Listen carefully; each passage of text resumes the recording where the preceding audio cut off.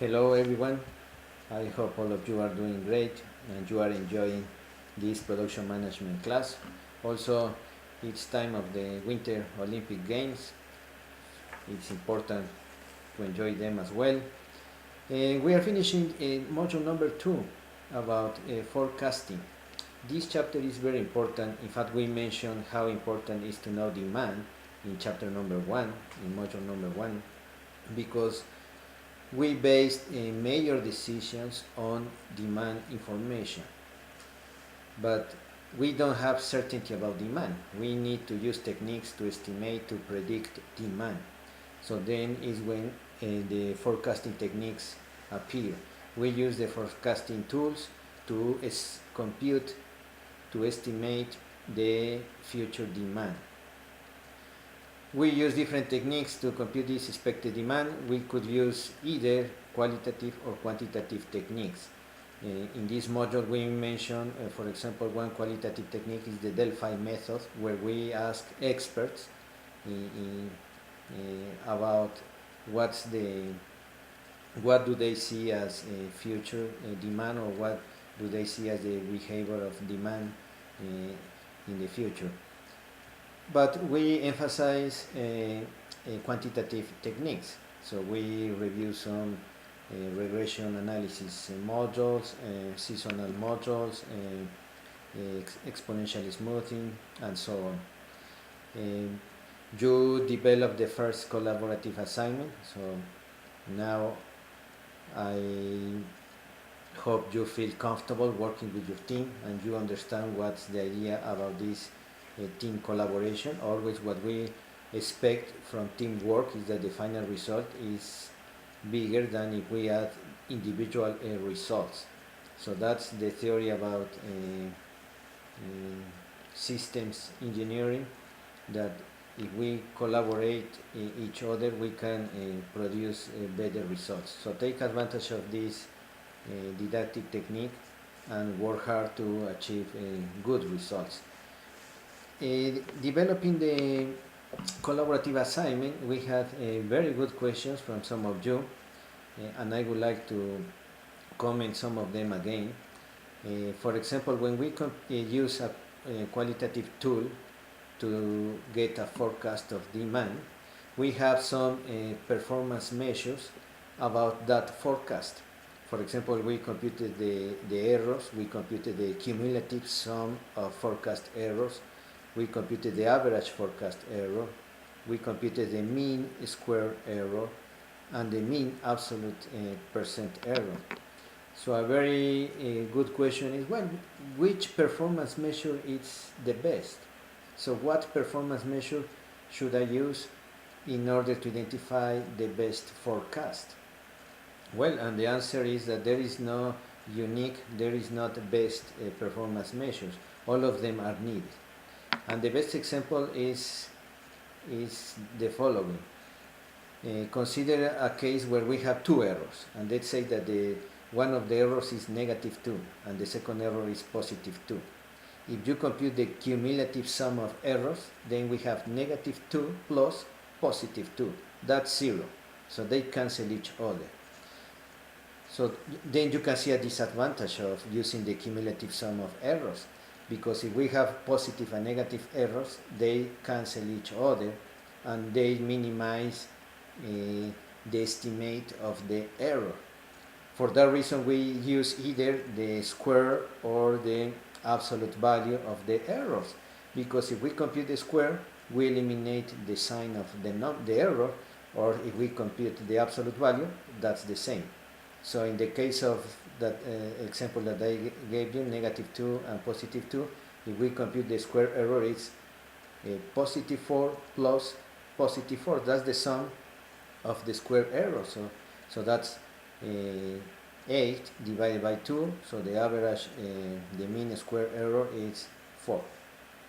And if we use the absolute value, then it's +2 plus +2. 4 divided by 2, it's 2. So that's the mean absolute percent error. As you can see, the mean square error is useful, but it creates a distortion in the magnitude, in the size of the error.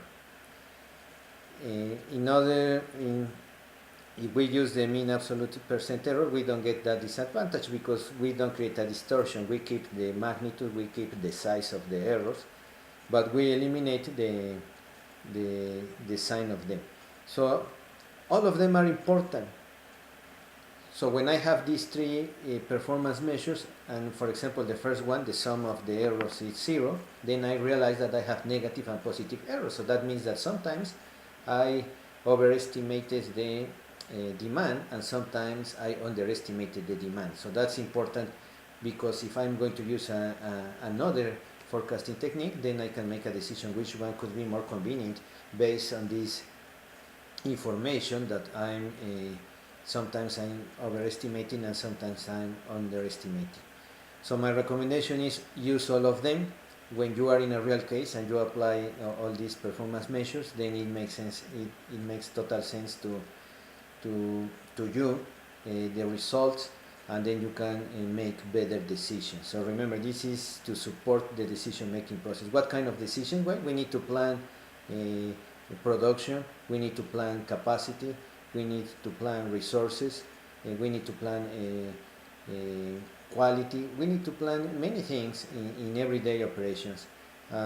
We use the forecast information to do that. For that reason also we want this forecast exercise to be as accurate as possible, because then we have a better chance to succeed, we have a better chance to really provide good results.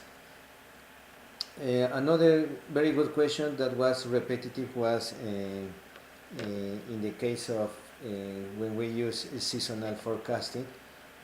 We had information per month, and then we had information per year. So this is a very nice exercise where we can see that sometimes we can aggregate information and use that aggregated information with a unit of measure, for example, based on years.